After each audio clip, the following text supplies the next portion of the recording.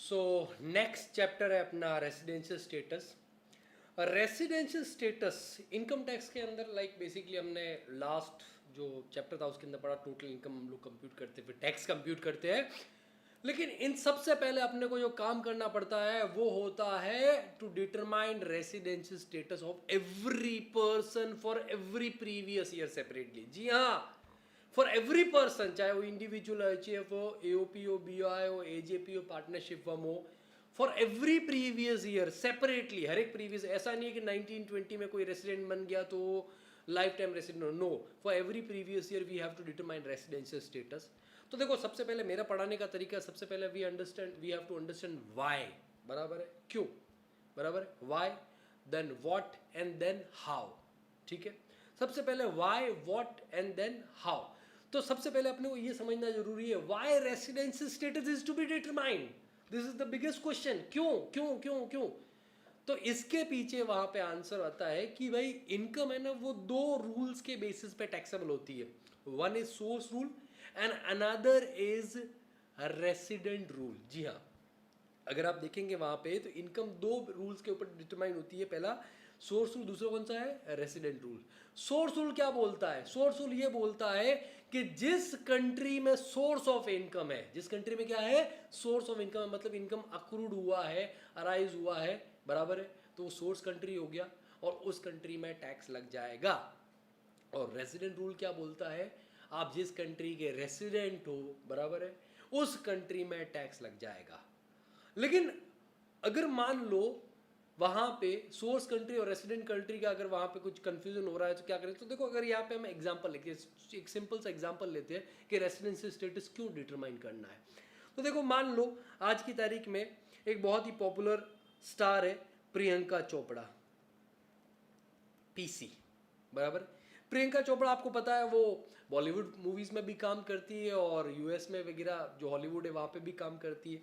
तो जो प्रियंका चोपड़ा की दो तरह की इनकम है, इनकम तो एक ही है, पीजीपी, प्रोफेशनल इनकम है, नो डाउट, उसमें कोई दिक्कत नहीं है वहां पे, पीजीपी, बराबर है, इन इंडिया,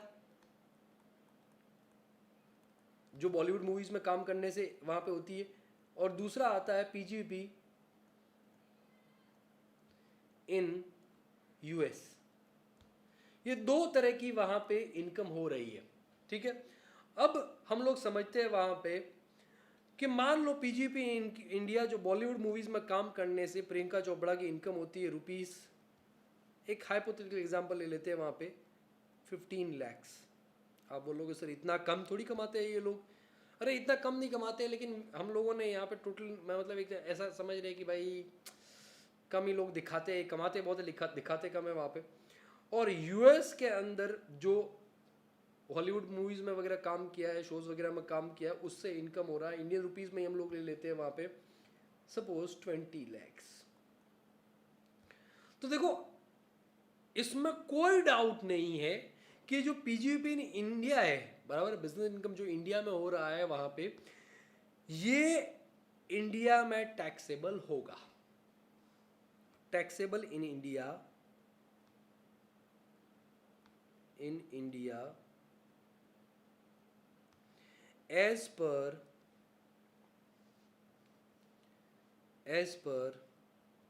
सोर्स रूल।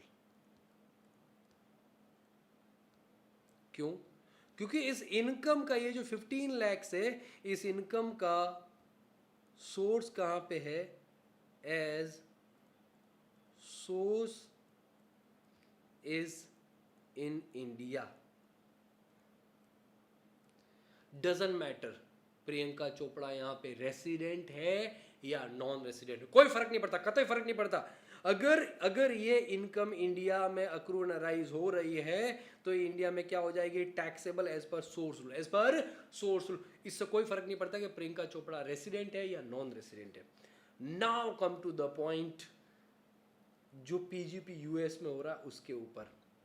अब ये इंडिया में टैक्सेबल होगा कि नहीं होगा, यहाँ पे सोर्स रूल अप्लाई नहीं होगा, क्योंकि सोर्स ऑफ इनकम कहाँ पे, यूएस में। कहाँ पे, यूएस में। सोर्स ऑफ इनकम इंडिया में नहीं है। तो इन दैट केस हम लोग चेक करेंगे कि वो रेसिडेंट है कि नहीं है। So if PC is resident of India,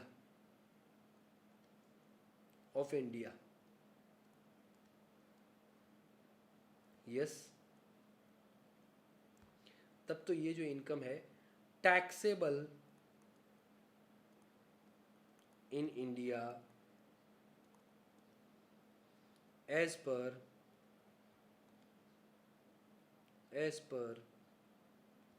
resident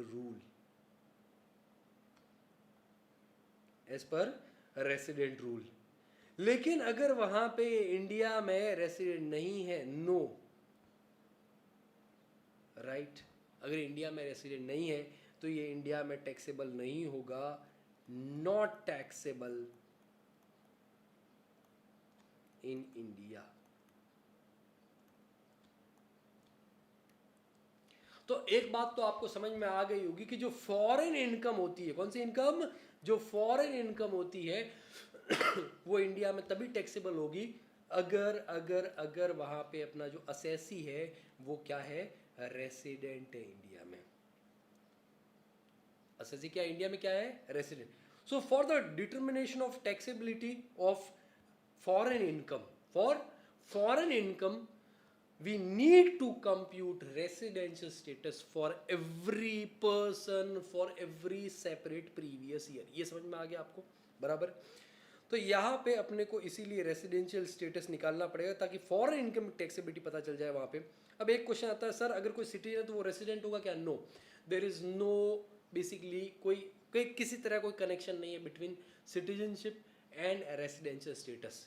residential status totally depend करता है वहाँ पे जो इनकम टैक्स की कंडीशंस है वो फुलफिल होती है उसके हिसाब से। बट सिटीजनशिप किसी को बाय बर्थ मिल सकता है, किसी को जो सीए जो कानून आया है उसके हिसाब से मिल सकता है वहाँ पे, बराबर है। किसी को अलग अलग जो सिटीजनशिप के लॉज है, जैसे कि अदनान सामी को इंडिया की सिटीजनशिप मिली है उसके हिसाब से। But residential status totally depends upon जो इनकम टैक्स के जो प्रोविजंस है उसके हिसाब से। इट इज़ नॉट कंपल्सरी कि एवरी सिटीजन रेसिडेंट हो, और ये भी कंपल्सरी नहीं है कि एवरी रेसिडेंट सिटीजन हो। कहने का मतलब इनमें दोनों में कोई कनेक्शन नहीं है। तो इनकम टैक्स में जब कभी भी हम टैक्सेबिलिटी की बात करेंगे हम लोग रेसिडेंशियल स्टेटस डिटरमाइन करेंगे, बराबर है। तो ये हमने डिस्कस कर लिया क्यों डिटरमाइन करना पड़ता है। नाउ क्वेश्चन आता है कि सर ये रेसिडेंट वहाँ पे कौन कौन होते हैं, किस तरह के लोग होते हैं। तो देखो, अगर असेसी आपका इंडिविजुअल या एचयूएफ है, असेसी कौन है, इंडिविजुअल या एचयूएफ है वहाँ पे, बराबर है। अगर इंडिविजुअल या एचयूएफ है रेसिडेंट असेसी वहाँ पे, तो या तो वो रेसिडेंट होगा या फिर क्या होगा, नॉन रेसिडेंट होगा। या तो रेसिडेंट होगा या फिर क्या होगा, नॉन रेसिडेंट होगा। अगर इंडिविजुअल एचयूएफ है और वो रेसिडेंट हो गया तो उसको फर्दर क्लासिफाई किया जा सकता है resident and ordinary resident and resident but not ordinary resident, R O R resident and ordinary resident, R N O R resident but not ordinary resident. लेकिन अगर assessee other than individual HUF है, for example EOP है, BOI, AJP है, partnership firm है, company है, बराबर है, तो सिर्फ या तो रेसिडेंट होगा या फिर क्या होगा, नॉन रेसिडेंट होगा। तो चलो विदाउट वेस्टिंग टाइम सबसे पहले हम ये डिस्कस करते हैं कि असेसी रेसिडेंट कैसे होगा। हम सबसे पहले हम रेसिडेंशियल डिटरमाइन करते हैं वहाँ पे इंडिविजुअल, किसका डिटरमाइन करते हैं, इंडिविजुअल का।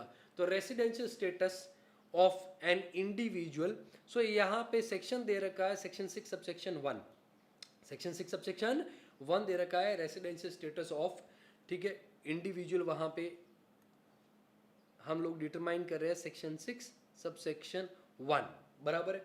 अब देखो यहाँ पे दो बेसिक कंडीशन है, सेक्शन 6 सबसेक्शन 1 के हिसाब से दो बेसिक कंडीशन है।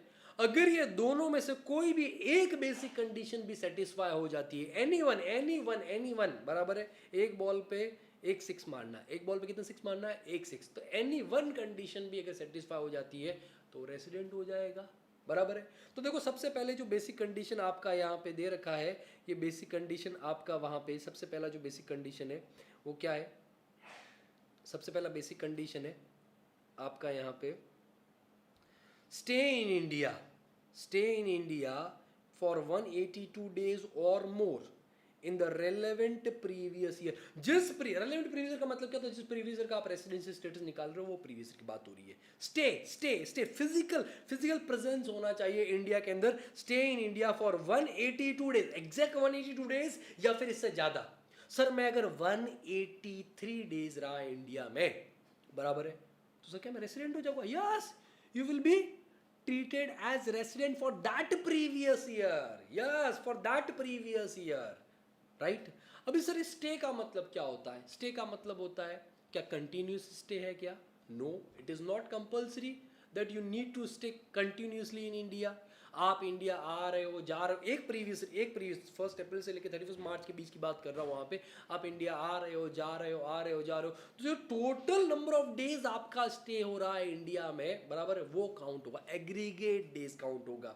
सर क्या एक जगह पे रहना कंपलसरी है क्या? नो नो नो, इंडिया में कहीं पे भी, जम्मू कश्मीर से लेके कन्याकुमारी तक, बराबर, जैसलमेर से लेके गुवाहाटी तक, आप कहीं पे भी इंडिया में रहो. इवन अगर आप इंडियन टेरिटोरियल वाटर्स में भी रह रहे हो, आप एक क्रूज के अंदर इंडियन टेरिटोरियल वाटर्स के अंदर भी रह रहे हो, वो भी स्टे इन इंडिया माना जाएगा.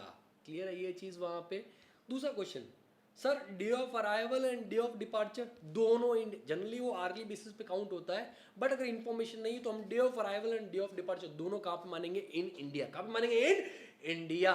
But there is one exception, जहां पे हम लोग day of arrival and day of departure India में नहीं मानेंगे, वो हम थोड़ी देर में डिस्कस करेंगे. तो कहने का मतलब आप इंडिया में कहीं पे भी रहो, इंडिया किसी भी कोने में रहो, इंक्लूडिंग इंडियन टेरिटोरियल वाटर्स आप रहो, आने जाने का दिन है वो इंडिया में काउंट हो जाएगा, बराबर है. कोई कंटिन्यूस स्टे की जरूरत नहीं है वहां पे. आपको टोटल वहां पे मिला के कितना दिन इंडिया में रहना है? 182 days or more in the relevant previous year. 18-19 का आप निकाल रहे हो तो 18-19 में चेक करो, 19-20 का निकालो तो 19-20 का चेक करो. सर मैं 181 डेज इंडिया में रहा प्रीवियस ईयर 1920 में. कितना? 181 डेज. फिर तो ये कंडीशन सेटिस्फाई नहीं हो रहा है, फिर फर्स्ट कंडीशन सेटिस्फाई नहीं हो. घाबरू नको, इनकम टैक्स तुम्हारा पार्टीशी आहे. यहां पे क्या लिखा हो? और मतलब सेकंड कंडीशन आ जाता है. कोई बात नहीं, अगर आप 181 डेज रहे, मतलब 182 डेज से लेस इंडिया में रहते हो, तो आपके लिए सेकंड कंडीशन आ जाता है. सेकंड कंडीशन क्या बोलता है? सेकंड कंडीशन का वहां पे फर्स्ट पार्ट आता है, और फर्स्ट पार्ट बोलता है स्टे इन इंडिया. दो पार्ट है यहाँ पे सेकंड कंडीशन के अंदर. Stay in India for 60 days or more in the relevant previous year. जो आपका रेलेवेंट प्रीवियस ईयर है उसके अंदर या तो एग्जैक्ट 60 डेज, मतलब प्रीवियस ईयर 1920 में हम चेक करें तो एग्जैक्ट 60 डेज, या फिर उससे ज्यादा इन प्रीवियस ईयर. नहीं, रेलेवेंट प्रीवियस, जिस साल का आप चेक करें उस साल का, बराबर है. 60 डेज और मोर और इन relevant previous year, in relevant previous year. And इतने से काम नहीं चलेगा, सिर्फ रेलेवेंट प्रीवियस में 60 डेज रहने से काम नहीं चलेगा, आपको एक एडिशनल कंडीशन भी सेटिस्फाई करना पड़ेगा. तो second part of second condition क्या बोलता है आपका? Stay in India for 365 days or more, 365 days or more in immediately for preceding previous year. Immediately for preceding previous, immediately preceding for previous years. इसको एक example से समझते हैं. समझो यहां पे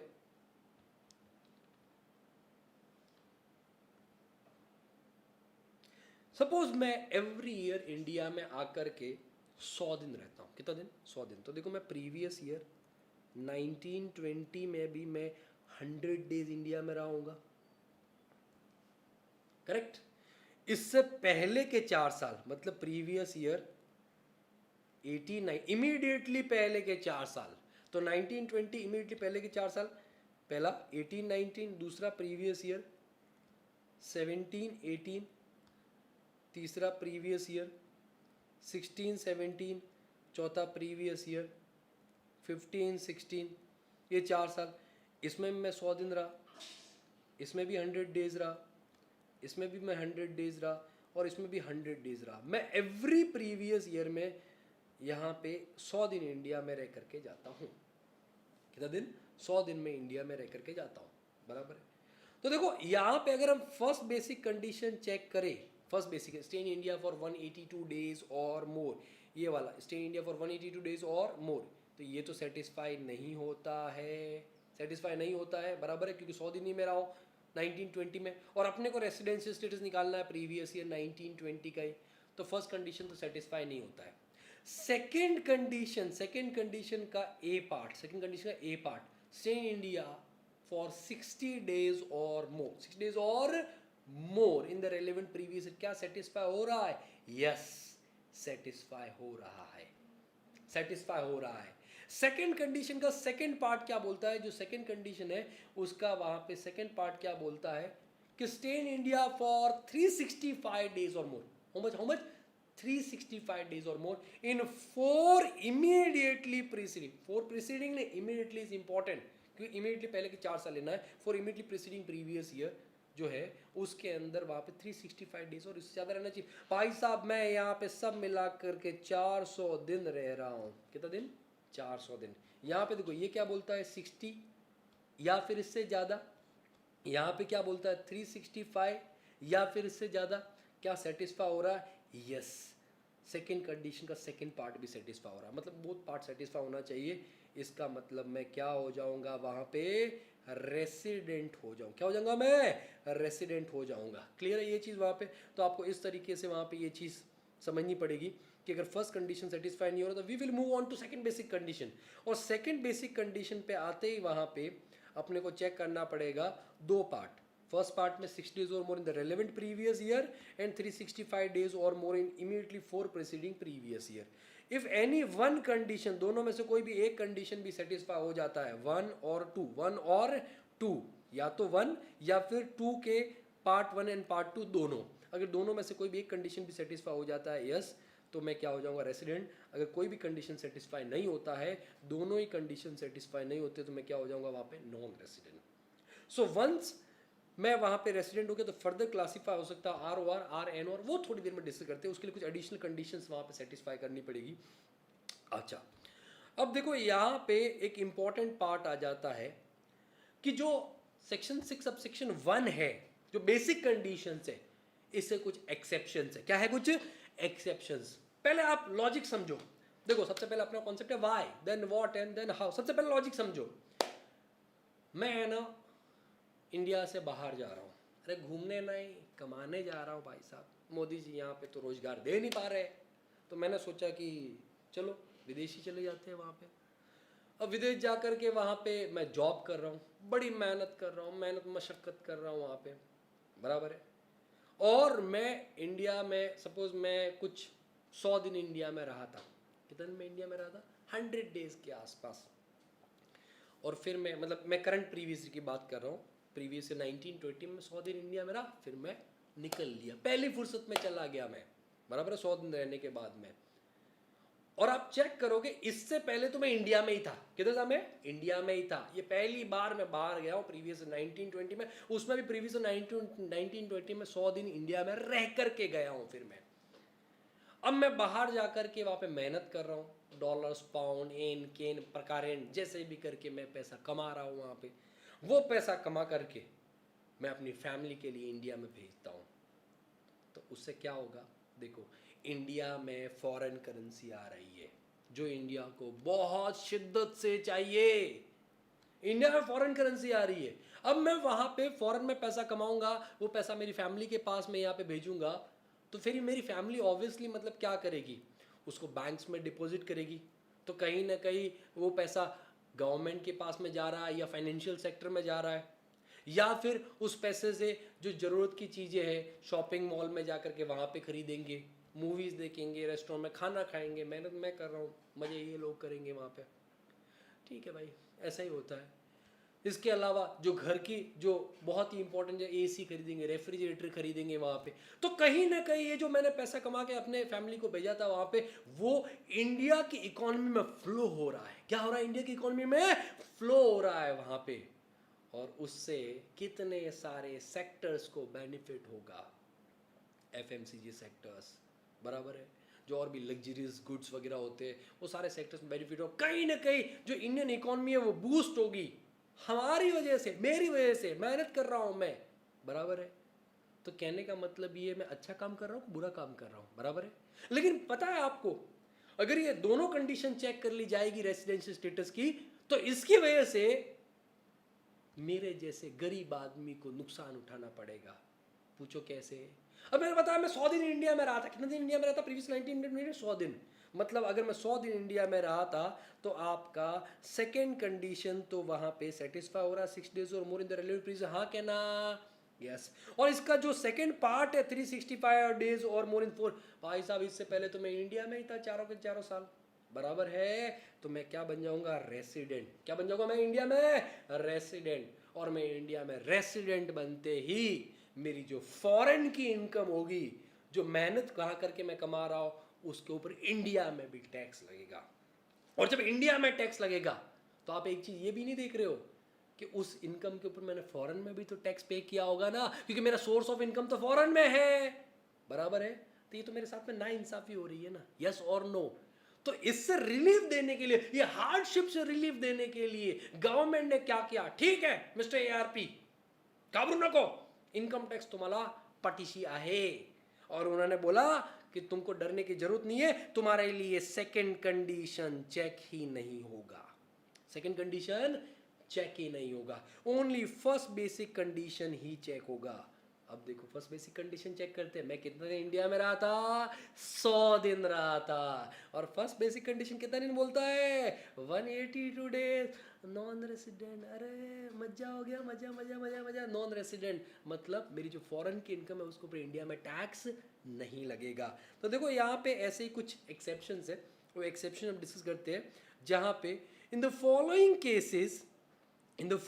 cases only first basic condition, मतलब stay in India for 180 days or more, shall be checked, and second basic condition shall be ignored, ignore कर लिया जाएगा। but वो केस कौन सा है? I must be Indian citizen. ये सुकून सिर्फ और सिर्फ इंडियन सिटीजन को मिलता है और किसी को नहीं मिलता है। इंडियन सिटीजन होना चाहिए। क्या होना चाहिए? Indian citizen. अगर मैं फॉरेन सिटीजन हुआ, मैंने वहां जाके फॉरेन की नागरिकता ले ली, तो फिर मेरे को ये सुकून नहीं मिलेगा। सिटीजनशिप मेरे पास में अभी भी इंडिया का होना चाहिए। Indian citizen living India for the purpose of employment, for the purpose of employment. Employment का मतलब क्या होता है? तो वो देखो मैंने नीचे दे रखा है। एम्प्लॉयमेंट का मतलब टेकिंग अप अ जॉब भी हो सकता है, as well as self employment भी हो सकता है। हो सकता है मैं बाहर जाके जॉब कर रहा हूँ, हो सकता है मैं फॉरेन में जाकर के बिजनेस कर सकता हूँ वहाँ पे, तो ये मेरा सेल्फ एम्प्लॉयमेंट हो गया। तो एम्प्लॉयमेंट में दोनों चीज़ आती है। दूसरा, अगर मान लो मैं टीसीएस के अंदर जॉब करता हूँ इंडिया में, और टीसीएस मुझे क्या करता है? आउटसाइड इंडिया भेज रहा है वहाँ पे कोई ट्रेनिंग के लिए, और बोलता है कि ये ट्रेनिंग करके आओगे तभी तुम्हें प्रमोशन मिलेगा, बराबर है। तो इन दैट केस ये जो ट्रेनिंग है ये मेरे एम्प्लॉयमेंट का पार्ट हो जाएगा, और इसको भी एम्प्लॉयमेंट पर्पस माना जाएगा। If employ is going for training purpose and it is part of employment, then it shall be treated as employment purpose only. लेकिन अगर मान लो मैं एक्सपोर्ट प्रमोशन के लिए जाता हूं कि वहां पे कुछ इवेंट वगैरह हो रहा है, उसके अंदर एक्सपोर्ट प्रमोशन, बिजनेस प्रमोशन के लिए जा रहा हूं, then it is not my employment, बराबर है। तो business promotion, export promotion shall not regarded as employment purpose, बराबर है। तो ये चीज़ ध्यान रखना। एम्प्लॉयमेंट में क्या आएगा? तो पहला वहाँ पे एक्सेप्शन क्या है?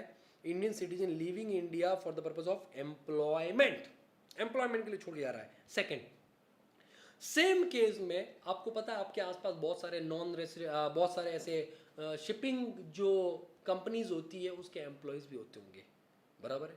तो वो शिपिंग कंपनी वाला बेचारा 6-8 महीने बेचारा वो सी में रहता है, शिप पे रहता है, और बाकी टाइम अपने घर पे रहता है। तो मान लो ऐसा कोई बंदा है जो एवरी ईयर 100 दिन तो अपने फैमिली के साथ में इंडिया में रहता है, और 265 डेज या 266 days what ever the case में भी वो शिप पे रहता है।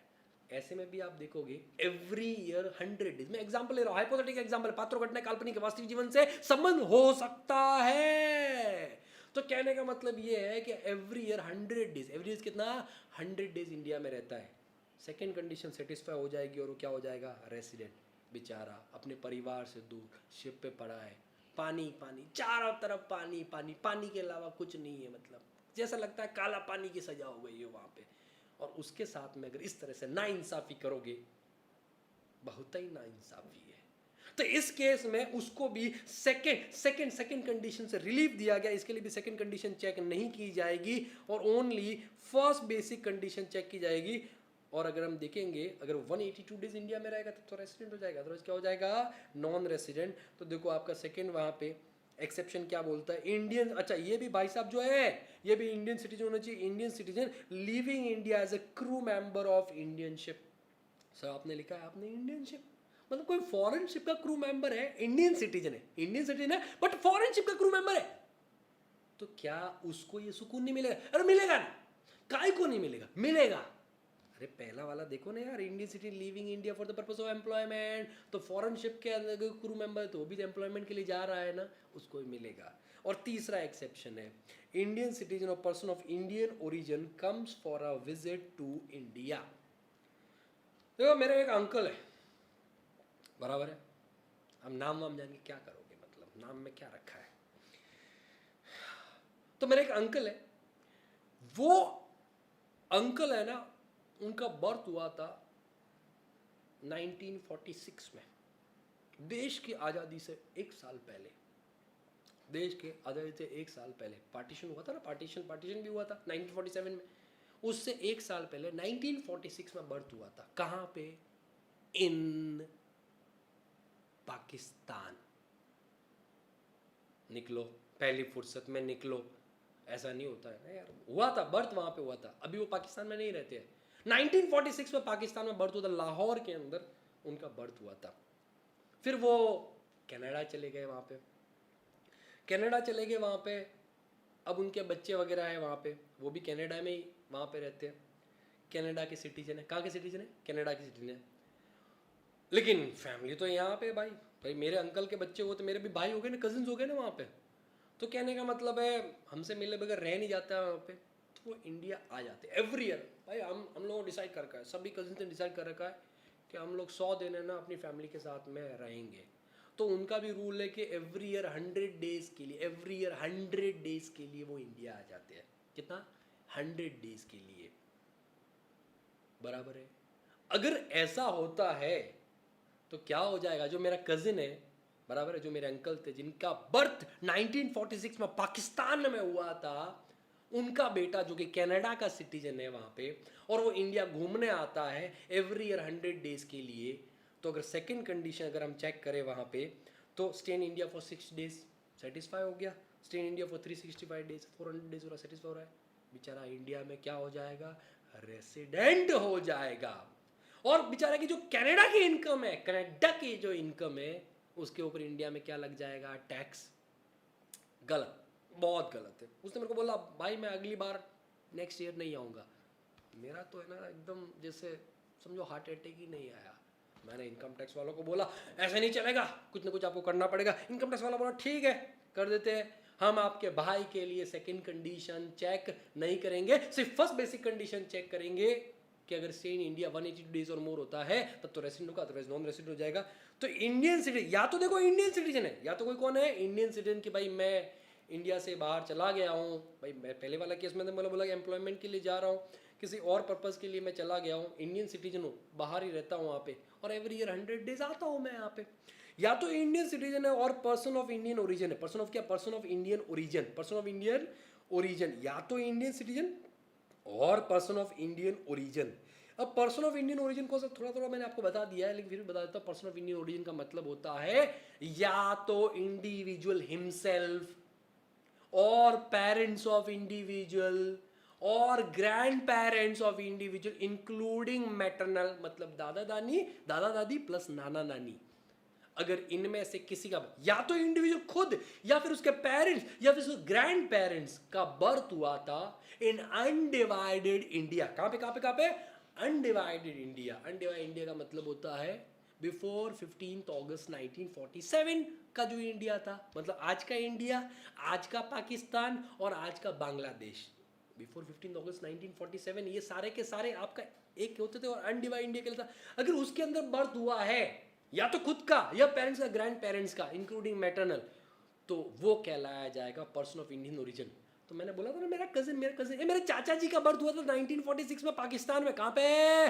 पाकिस्तान में, अनडिवाइडेड इंडिया में, उनका बेटा person of Indian origin comes for a visit to India. Business के लिए नहीं आता है, घूमने आता है वहां पे, comes for a visit to India. समझ में आ रहा है बात? मतलब तो इन दैट केस उसके लिए भी only first basic condition check किया जाएगा, सेकंड कंडीशन चेक नहीं किया जाएगा। अरे एक एक एक फॉरेनर इंडिया आता है, फॉरेनर मतलब है तो बेसिकली वो कहीं ना कहीं इंडिया से लिंक है, लेकिन जब मेरा चाचा जी का लड़का आएगा 100 दिन के लिए, सोचो सोचो, डॉलर लेके आएगा, पाउंड लेके आएगा, एन केन लेकर के आएगा, बराबर है। और जब वो इंडिया में इधर इधर हम लोग घूमने जाएंगे, ऑब्वियसली पैसा उससे ही दिलवाएंगे, हम तो इंडियन है भाई, इतना तो आता है अपने को। जगह जगह होटल्स में खाना खाने जाएंगे तो, ऑटो रिक्शा में, टैक्सी में, मूवी देखने जाएंगे तो मूवी का टिकट, बराबर है, शॉपिंग मॉल के अंदर वहां पे सब जगह उससे पैसा दिलवाएंगे। तो इंडिया में एक तो फॉरेन करेंसी आया, दूसरा वो जो पैसा लेकर के आ रहा है वो 100 दिन में खर्च करके जा रहा है, वो इंडियन इकोनॉमी में फ्लो हो रहा है। अगर उसको डिमोटिवेट किया, अगर इन सब लोगों को डिमोटिवेट किया तो कहीं ना कहीं इंडियन इकोनॉमी पे फर्क आएगा। इसलिए इनको वहां पे एक रिलैक्सेशन दिया जा रहा है कि आपके लिए सिर्फ फर्स्ट बेसिक कंडीशन चेक होगा, सेकंड चेक भी नहीं होगा, ठीक है। तो ये पर्सन ऑफ इंडियन ओरिजिन, यहाँ पे person of Indian origin means assessee और पेरेंट ऑफ असेसी और grandparents were born in undivided India. Undivided India means today's Pakistan, Bangladesh and India before 15 August 1947, बराबर है। अब आता है, हमने डिस्कस कर लिया कि stay in India means physical stay in India, continuous stay is not important, individual can stay in any part of India including Indian territorial waters, and day of arrival and day of departure both shall be assume to be India. Generally early basis पे होता है, but एक information day of departure दोनों India माना जाएगा। लेकिन मैंने बोला था कि इसका एक एक्सेप्शन है, और वो एक्सेप्शन क्या बोलता है कि एक ऐसा केस है, उस केस में वहाँ पे आपको day of arrival and day of departure India में नहीं माना जाएगा, वो आउटसाइड इंडिया माना जाएगा। और वो कौन सा केस है? अगर कोई क्रू मेंबर है of Indian ship, crew member है ऑफ इंडियन शिप, बराबर है, तो उस केस में following period shall be excluded from stay in India. Exclude होगा from the date of signing continuous discharge certificate, CDC, from the date of signing continuous discharge certificate at the time of joining ship to the date of signing CDC at the time of signing off from ship। अगर नहीं समझ में आ रहा है, इसको थोड़ा अलग तरीके से डिस्कस करते हैं। देखो इधर ध्यान दो।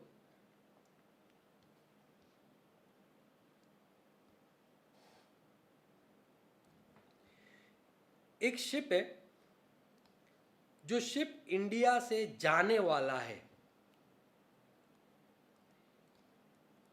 उसका डिपार्चर हो रहा है ऑन 15 सितंबर 2019 को, बराबर है, और वो शिप वापस इंडिया में आएगा, उसका अराइवल होने वाला है ऑन 20 दिसंबर 2019 को, बराबर। इस दिन इंडिया से शिप जाएगा, इस दिन इंडिया में शिप आएगा, बराबर है। अब एक चीज बताओ, ये जो शिप के क्रू मेंबर रहते हैं, क्या जिस दिन शिप जा रहा है उसी दिन शिप में जाएगा, चलो मैं चलता हूँ, मतलब मोटरमैन जो ट्रेन का मोटरमैन होता है, या फिर आपका बस वगैरह का जो कंडक्टर ड्राइवर होता है, उनके ऐसे उसी दिन जाएगा वहाँ पे, चलो शिप निकल रहा है, टाटा बाय बाय। और जिस दिन शिप वापस इंडिया में आएगा तो उसी टाइम से निकल के चलो, मैं अच्छा चलता हूँ, दुआओं में याद रखना। ऐसा होगा क्या? नहीं, उनको तैयारियां करनी पड़ती है, उनको बहुत सारी चीज़ें वहाँ पे, उनको अलग अलग लोग, अलग अलग काम होते हैं। क्रू मेंबर मतलब जो शिप के अंदर अलग अलग तरह के जो लोग वहाँ पे शिप से रिलेटेड वहाँ पे काम करते हैं, तो उनको अलग अलग तरह के काम करने के लिए उनको पहले शिप ज्वाइन करना पड़ता है। तो सपोज एक क्रू मेंबर है, उसने शिप ज्वाइन किया, और जब कभी भी उस शिप कोई ज्वाइन करता है या शिप से सी ऑफ करता है, वहाँ पे टाटा बाय बाय करता है, साइन ऑफ करता है वहाँ पे, तो उस टाइम पे उसको एक सर्टिफिकेट साइन करना पड़ता है, CDC, कंटिन्यूस डिस्चार्ज सर्टिफिकेट, दोनों टाइम पे। तो सपोज यहाँ पे इसने 15 सितंबर से पहले शिप ज्वाइन किया था, जाने से पहले, सपोज 1 सितंबर 2019 को उसने शिप ज्वाइन किया था, तो उसने CDC साइन किया होगा, sign CDC on joining ship। और जब वो शिप से सी ऑफ कर रहा है, टाटा बाय बाय कर रहा है वहां पे, तो सपोज ये लेते हैं 31 दिसंबर 2019, 31 दिसंबर 2019 science CDC on signing off from ship, ये दोनों टाइम पे उसको सीडी से साइन करना पड़ेगा। तो देखो यहां पे जिस दिन उसने सीडी से साइन किया था at the time of joining ship से लेकर के सीडी से साइन किया था at the time of signing off from ship, ये पीरियड पूरा का पूरा stay excluded from stay in India. या इसको ऐसा बोलेंगे कि इस दिन से लेकर के 1 सितंबर 19 से लेके 31 दिसंबर 19 तक पीरियड आपका स्टे आउटसाइड इंडिया माना जाएगा। लेकिन सर एक चीज बताओ, 1 सितंबर से 15 सितंबर तक शिप तो पोर्ट पे ही था, फिर वापस 20 दिसंबर से लेकर के 31 दिसंबर तक तो शिप इंडियन पोर्ट पे ही था। ये दोनों केस में शिप इंडियन पोर्ट पे ही था। तो आपने तो बोला इंडियन टेरिटोरियल वाटर में अगर तो इंडिया माना जाएगा। बेटा अगर वो शिप में चला गया तो बार बार थोड़ी है कि चलो पान खा के आते हैं, बीड़ी पी के आकर आते हैं, मतलब ऐसा बार बार थोड़ी बाहर आने को मिलता है उसको वहाँ पे, बराबर है। तो वो अपने घर में तो नहीं रह रहा है, वो तो एक शिप के अंदर रह रहा है वहाँ पे। इन दैट केस ये पीरियड भी इंडिया से बाहर माना जाएगा। ये पीरियड भी, तो ये पूरा पीरियड यहाँ से लेके यहाँ तक इंडिया से बाहर माना जाएगा। अब अगर आप इसको पढ़ोगे तो क्लैरिटी आ जाएगा, ठीक है। क्या बोलता है, however for the crew member of Indian ship following period shall be excluded from stay in India from the date of signing CDC at the time of joining ship to the date of signing CDC at the time of signing off from ship। ये पूरा outside India माना जाएगा, ठीक है। तो ये आपका section 6 sub section 1 से रिलेटेड जितनी भी चीज़ें थी वहाँ पे हो गई। अब आता है additional condition under section 6 sub section 6 कि भाई एक बार अगर रेसिडेंट हो गया तो फर्दर वहाँ पे उसको क्लासीफाई करेंगे ROR या RNOR में, ROR या RNOR में, बराबर है। तो अभी देखो एक बार अगर रेसिडेंट हो गया, एक बार क्या हो गया, resident any one condition satisfy, बराबर है, वो रेसिडेंट हो गया वहाँ पे। तो अभी फर्दर क्लासिफिकेशन करना है अपने, तो अपने को उसके लिए वहाँ पे 2 कंडीशन चेक करनी पड़ेगी, उनको बोलते हैं additional condition. Section 6 sub section 6 के अंदर 2 एडिशनल कंडीशन है एंड ये दोनों सेटिस्फाई होना चाहिए। उधर क्या था, एनी वन कंडीशन, बराबर है। एक बॉल पे एक छक्का मारना था, इधर 2 बॉल पे 2 छक्के मारने, सेक्शन 6 सब सेक्शन 6 दोनों कंडीशन सेटिस्फाई होना चाहिए। तो एडिशनल कंडीशन हम लोग चेक करते हैं। सबसे पहला आपका वहाँ पे आता है resident in 2 previous year out of immediate 10 preceding previous year। Resident कैसे होता है, as per section 6 sub section 1। तो एक बार वो रेसिडेंट हो गया, फिर अपने को चेक करना है कि ROR है, ऑर्डिनरी है या नॉट ऑर्डिनरी है। तो उसके लिए हम चेक करेंगे कि पिछले 10 सालों में, इमीडिएट पिछले 10 सालों में कोई भी 2 साल वो रेसिडेंट होना चाहिए। जी हाँ, एंड अगर वो सेटिस्फाई हो गया, एंड इतने से काम नहीं चलेगा, and stay in India for 730 days or more in immediate 7 preceding previous immediate 7। ये देखो ऑर्डिनरी है नॉट ऑर्डिनरी है, इसका कैसे पता चलेगा, करंट ईयर से नहीं, जिस ईयर का चेक कर रहे हो उससे नहीं, उसके पिछले 10 साल एंड 7 ईयर्स से पता चलेगा। एग्जाम्पल लेते हैं वहां पे, देखो यहां पे आप समझो बात को। सपोज एक काम करते हैं, हमने जो एग्जाम्पल लिया था उसी को कंटिन्यू करते हैं, नहीं तो या एक अलग एग्जाम्पल ले लेते हैं वहाँ पे। सपोज प्रीवियस ईयर 1920 का अपने को रेसिडेंशियल स्टेटस चेक करना है, बराबर है। अब मान लो इस साल जो भाई साहब का जो इंडिया में स्टे था वो 200 डेज था। कितना डेज था, 200 डेज। एक चीज बताओ, क्या ये रेसिडेंट हो जाएगा, आराम से 1920 में रेसिडेंट हो जाएगा। अब ये ऑर्डिनरी है नॉट ऑर्डिनरी है, ये पता चलेगा इसके पिछले जो सालों के अंदर उसका इंडिया में स्टे रहा उसके हिसाब से। तो हम ले लेते हैं वहां पे प्रीवियस, अभी देखो यहाँ पे एडिशनल कंडीशन फर्स्ट और सेकेंड,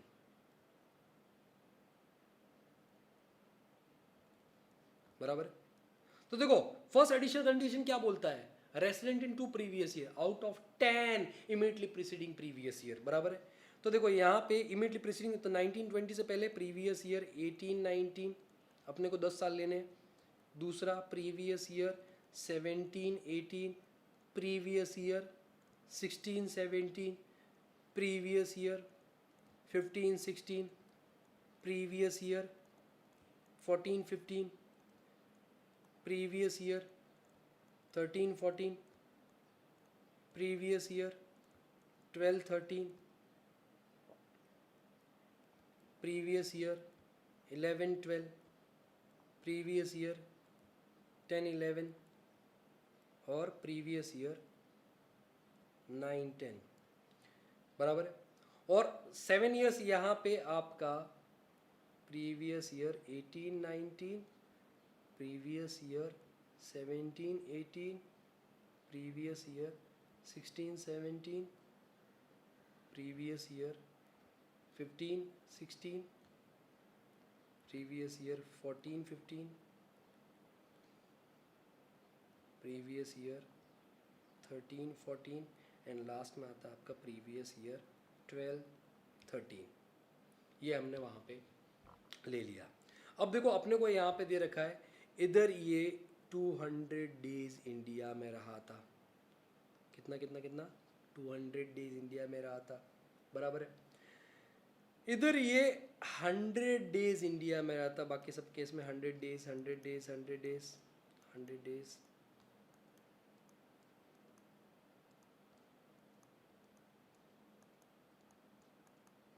हालांकि अपने को इतना डेटा की जरूरत नहीं, फिर भी इधर भी देखो, इधर 200 डेज सेम हो जाएगा, बाकी सब केस में कितना 100 days 100 days 100 days 100 days 100 days और 100 डेज, ये डेटा ले लेते हैं वहाँ पे, बराबर। अब देखो फर्स्ट एडिशन कंडीशन क्या बोलता है, resident in two previous immediately preceding the relevant assessment year. अच्छा बताओ इस प्रीवियस ईयर 18-19 में क्या रेसिडेंट हो जाएगा? यस, आराम से रेसिडेंट हो जाएगा। कैसे? Stay in India for 182 days or more, yes और नो? Yes sir. 17-18 में हो जाएगा क्या? पहला कंडीशन तो नहीं सेटिस्फाई हो रहा है, stay in India for 182 days or more, लेकिन सेकंड कंडीशन क्या बोलता है? Stay in India for 6 days or more, stay in India for 6 days or more in the relevant previous year and 365 days or more in 4 immediate. तो ये देखो, ये 60 days हो रहा है वहाँ पे, उससे ज़्यादा हो रहा है, बराबर है। और इसके पहले के इमीडिएटली पहले 4 साल, 1 2 3 4, कितना हो रहा है? 400 डेज। हाँ क्या ना? तो इधर भी ये क्या हो जाएगा? रेसिडेंट, सेकेंड कंडीशन के हिसाब से। मतलब 2 साल वो रेसिडेंट हो गया, बस ज़्यादा चेक करने की जरूरत ही नहीं अपने को, हो गया 2 साल रेसिडेंट हो गया वहाँ पे, मतलब फर्स्ट एडिशनल कंडीशन सेटिस्फाई हो गया। सेकेंड एडिशनल कंडीशन 7 साल में 730 दिन, 7 साल में 730 दिन, चलो ठीक है, काउंट करते हैं, 200 300 400 500 600 700 800, टोटल 800 दिन हो गया भाई साहब। सेकेंड एडिशनल कंडीशन भी सेटिस्फाई हो जाएगा, तो क्या हो जाएगा? Resident and ordinary resident, resident and ordinary resident. समझ में आया बात? मतलब क्लियर है। लेकिन अगर ऐसा होता कि यहाँ पे 100 डेज ही होता, तो ऑब्वियसली इधर भी 100 डेज हो जाता, तो इधर तो कोई दिक्कत नहीं है, रेसिडेंट हो जाता। जैसे यहाँ पे रेसिडेंट हुआ वैसे ही 18-19 में भी रेसिडेंट हो जाता कि भाई 60 डेज और इससे पहले 400। लेकिन इधर आपका टोटल कितना हो रहा है? 700 days, which is less than 730 days. मतलब ये वाला कंडीशन सेटिस्फाई नहीं हो रहा है। तो फर्स्ट एडिशन कंडीशन सेटिस्फाई हो रहा है, सेकंड सेटिस्फाई नहीं हो रहा है, मतलब वो रेसिडेंट तो है बट ऑर्डिनरी नहीं है, नॉट ऑर्डिनरी रेसिडेंट। क्या है वो? Not ordinary resident. तो देखो यहाँ पे आपका कंडीशन क्या बोलता है? Resident in two previous year out of immediate 10 preceding previous year and stay in India for 730 days or more in immediately 7 preceding period. If both conditions satisfy, if yes, तब तो R हुआ resident and ordinary resident, if no, resident not ordinary resident, बराबर है। अब आता है next आपका residential status of HUF, residential status of HUF। तो HUF क्या है? HUF एक कोई नेचुरल एंटिटी नहीं है, HUF एक वहाँ पे लीगल एंटिटी। कौन है वहाँ पे? एक लीगल एंटिटी है। तो HUF के केस में हम लोग क्या देखते हैं वहाँ पे कि जो फैमिली बिजनेस है, जॉइंट फैमिली बिजनेस है, उसका कंट्रोल एंड मैनेजमेंट कहाँ है? If control and management of business or affairs of HUF is situated wholly or partly in India, wholly or partly in India. अब कंट्रोल मैनेजमेंट से मतलब होता है not day to day control and business जो है उसका mind, उसका business, बराबर। जो मैनेजर्स वगैरह होते हैं वो डे टू डे कंट्रोल संभालते हैं। जो ब्रेन ऑफ द बिजनेस होता है, करता या उसका कोई फैमिली का मेंबर वगैरह है, बराबर है, उसकी बात हो रही है।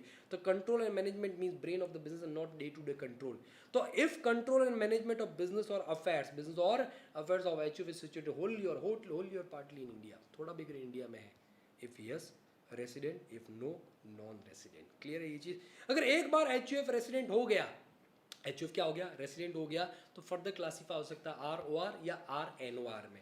ये दो लोग ही individual HUF.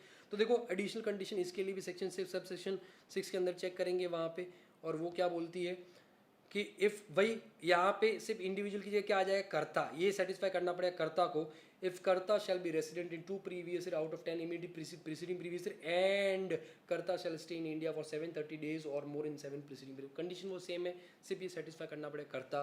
If both condition satisfy, yes HUF will be ROR, no HUF will be RNOR. उसके बाद में नेक्स्ट आता है residential status of partnership firm, AOP, BOI, AJP, local authority. Same, if control and management of business or affairs of these assessees is situated wholly or partly in India, yes, resident, no, non-resident. फिर आता है residential status of company. Company अगर Indian company है always resident होता, कोई फर्क नहीं पड़ता है। अगर इंडिया में कोई कंपनी इनकॉर्पोरेट हुई है, रजिस्टर्ड हुई है, तो वो ऑलवेज रेसिडेंट होगी। अगर कोई फॉरेन कंपनी, कौन है फॉरेन कंपनी जो इंडिया से बाहर इनकॉर्पोरेट हुई है, तो हम चेक करते हैं पोएम कहाँ पे है। पोएम मतलब वो मछली जल की रानी है, वो वाला नहीं। पोएम का मतलब होता है place of effective management. Place of effective management इसका मतलब होता है means where board of directors takes crucial decisions of business which are necessary to take, for example board meeting के लोन लेना है कि नहीं लेना है, डायरेक्टर किसी को अपॉइंट करना है कि नहीं करना है। So these are the crucial decisions जो वहाँ पे एक कंपनी लेती है, बराबर है। वो जो जगह होती है वो होता है place of effect. Generally board meeting में डिसीजन लेता है, तो जनरली जहाँ पे बोर्ड मीटिंग्स वगैरह कंडक्टेड होती है, तो अगर पोएम इंडिया में है, मतलब बोर्ड मीटिंग्स वगैरह इंडिया में, क्रूशियल डिसीजन इंडिया में लेते हैं, पार्टली भी, थोड़े बहुत भी लिए जा रहे हैं, इफ यस तो रेसिडेंट हो जाएगा फॉरेन कंपनी। और अगर इंडिया में एक भी डिसीजन नहीं लिया आ रहा है, क्रूशियल डिसीजन नहीं लिया आ रहा है, पोएम आउटसाइड इंडिया सिचुएटेड है, तो क्या हो जाएगा, नॉन रेसिडेंट। तो ये अपना फर्स्ट पार्ट खत्म होता है रेसिडेंशियल स्टेटस। अब सेकंड आते हैं, क्यों हमने डिटरमाइन किया, ताकि हमको ये पता चले कि कौन सी इनकम टैक्सेबल होगी, कौन सी इनकम इंडिया में टैक्सेबल नहीं होगी। लेकिन अभी आता है कि भाई कौन सी इनकम, अलग अलग टाइप के लोग रेसिडेंट में भी इंडिविजुअल आरओआर आरएनओआर है वहाँ पे, तो किसके लिए कौन सी इनकम टैक्सेबल, किसके लिए नहीं। तो सबसे पहले हम क्या करते हैं, फॉर अंडरस्टैंडिंग पर्पज हम इनकम को दो वहाँ पे हिस्सों में बांटते हैं। स्कोप ऑफ टोटल इनकम, हम इनकम को दो वहाँ पे हिस्सों में बांटते हैं। एक होती है इंडियन इनकम, दूसरा होती है फॉरेन इनकम। एक इंडियन इनकम, दूसरी कौन सी है, फॉरेन। हमने बांटा है, ऐसा एक्ट में कोई ऐसा नहीं दे रखा है, हमने बांट लिया उसको, एक इंडियन इनकम दूसरा फॉरेन इनकम। सर कैसे इंडियन इनकम, कैसे फॉरेन इनकम, ये हम समझते हैं for the help, with the help of these examples.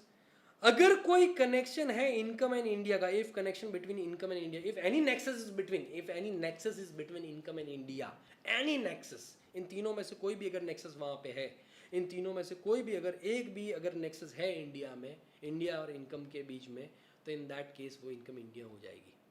लेकिन अगर कोई कनेक्शन नहीं है इनकम एंड इंडिया के बीच में, बराबर है, if no connection between income and India, तो वो फॉरेन इनकम हो जाएगी। अब पहले हम समझते with the help of example.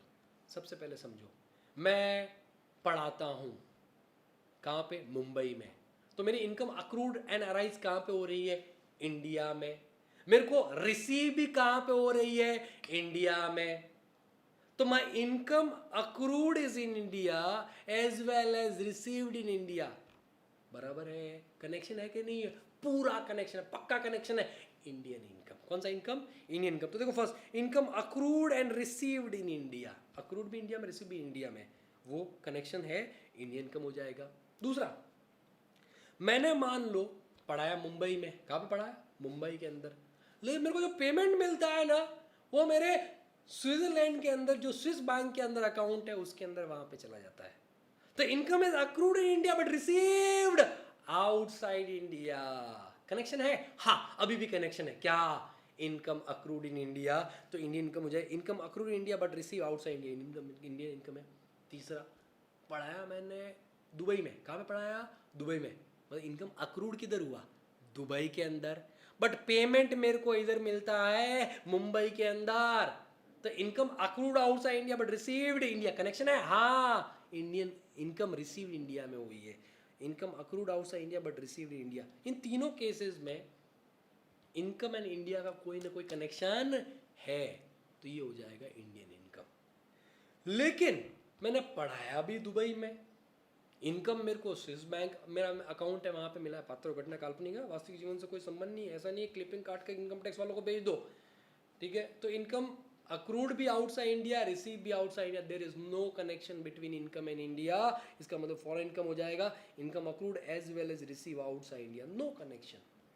अब एक बार ये समझना बहुत जरूरी, अगर आपने ये अच्छे समझ लिया, बराबर है, तो आगे के जो आपको टोटल इनकम वगैरह क्वेश्चन आता है बहुत आराम से हो सकता है वहाँ पे। अब देखो कुछ चीज़ें हैं वहाँ पे, income accrued includes deemed accrual also. Income accrued मतलब डीम्ड अक्रूड भी आ जाता है। It means if any business connection is in India, whether income accrued और received outside India, accrued in India means source of income is in India. देखो पहली बात तो अक्रूड इन इंडिया मतलब सोर्स ऑफ इनकम इंडिया में होना चाहिए। हम एग्जाम्पल लेते हैं, मान लो मैं थोड़ा सा मेहनत किया अभी और मैंने आईएएस के एग्ज़ाम्स दिए और मैंने यूपीएससी के एग्ज़ाम्स क्लियर कर लिए और मेरे को इंडियन फॉरेन सर्विसेज में वहाँ पे जॉब मिल जाती है। थैंक यू कॉन्ग्रेचुलेशन, आप सब लोग ने बोला है। अब मोदी जी मुझे वहाँ पे किसी अच्छी कंट्री में जहाँ पे कोरोना वोरोना खतरा ना हो, वहाँ पे मतलब कोरोना टेररिज्म वगैरह नहीं, फिर अच्छी कंट्री में, वहाँ पे शांत कंट्री में, वहाँ पे मुझे एम्बेसी के अंदर भेज देते हैं इंडियन फॉरेन सर्विसेज के हिसाब से। मैं एम्प्लॉय हूँ गवर्नमेंट ऑफ इंडिया का, बराबर है। सर्विसेज कहाँ पे दे रहा हूँ? फॉरेन कंट्री में, सिंगापुर ले लेते हैं, वहाँ पे अच्छी कंट्री है, सिंगापुर के अंदर मैं पोस्टेड हूँ, अपनी सर्विसेज आउटसाइड इंडिया दे रहा हूँ, सैलरी भी मुझे वहाँ पे मिलेगी, हाँ कहना? यस। तो मतलब income accrued outside India, received outside India, but मैं एम्प्लॉय तो गवर्नमेंट ऑफ इंडिया का हूँ ना। अगर गवर्नमेंट ऑफ इंडिया का एम्प्लॉय नहीं होता तो मैं सिंगापुर जाता ही नहीं, वहाँ पे मेरे को इनकम मिलता है, हाँ कहना? There is connection between India and like my duty, getting my point और not? It is deemed accrued in India. जो मेरे को सैलरी वहाँ पे मिल रहा है, वहाँ पे दी सर्विसेज के लिए, बराबर है, it is deemed accrued in India, और इसको अक्रू मान लिया जाए। क्या माना जाएगा? अक्रू इंडिया माना जाएगा, और इसको इंडियन इनकम ट्रीट करेंगे, बराबर है। इसी तरीके से if income is deem received in India, it shall be treated as received in India. Sir deem receive क्या होता है भाई? मेरे को एक्चुअली इनकम हाथ में रिसीव नहीं हुआ, हाथ में रिसीव नहीं हुआ, लेकिन मान लिया जाएगा रिसीव हो गया। फॉर एग्जाम्पल, मैं एक एम्प्लॉय कंपनी का, और कंपनी मेरे provident fund, recognise provident fund, मैं non government employ, recognise provident fund के अंदर कंट्रीब्यूट करती है, एंड इनकम फ्रॉम सैलरी के अंदर हम डिस्कस करेंगे वहाँ पे कि अगर वहाँ पे excess of 12% of salary, excess of 12% of salary अगर वहाँ पे कंट्रीब्यूशन मेरा एम्प्लॉयर करता है मेरे लिए, तो excess part shall be taxable income from salary के अंदर, हाँ कहना? बराबर है। लेकिन जब मेरे को पैसा मिला ही नहीं तो आप कैसे टैक्सेबल कर सकते हो? भाई साहब मुझे नहीं मिला, लेकिन मेरे भी आप पे फंड कुछ तो चला गया वहाँ पे, बाद में मेरे को फंड से मिल जाएगा, इसलिए वो मेरी इनकम डीम रिसीव मानी जाएगी। या फिर कोई मेरे को पेमेंट कर रहा है, उसने टैक्स डिडक्ट करके गवर्नमेंट को डिपॉजिट करवा दिया, मेरे हाथ में नहीं आया, लेकिन गवर्नमेंट के अकाउंट में, वो मेरा ही तो पैसा है, हाँ कहना? डीम रिसीव क्या माना जाएगा? इसलिए तो हम ग्रॉस अप करते हैं ना, टीडीएस का अमाउंट उसको ग्रॉस अप करते हैं वहाँ पे। तो इसके एग्जांपल दे रखे, contribution employers contribution RPF excess of 12% of salary, interest contribution RPF excess of 9.5%, TDS deducted and deposited to the government. These are the examples of deem receive. उसके अलावा अगर कोई इनकम वहाँ पे, income receive means first receipt of income, ठीक है। For example मेरा Dubai के अंदर एक हाउस है, मैंने किराए पे दे रखा है वहाँ पे, बराबर है, और वहाँ पे किराया मुझे रिसीव भी वहाँ पे होता है, दुबई के अंदर ही होता है, वहाँ पे मेरे अकाउंट वगैरह में डाल दिया जाता है।